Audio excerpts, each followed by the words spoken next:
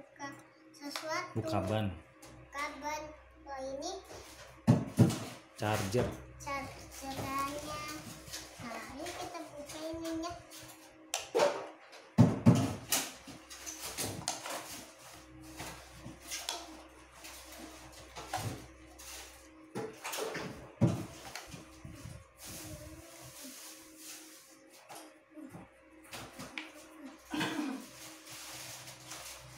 Kita buka body kitnya.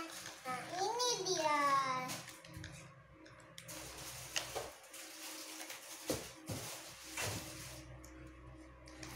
Versi ini menggunakan dinamo 550 bras, baterai LiPo 2S 1500 mAh.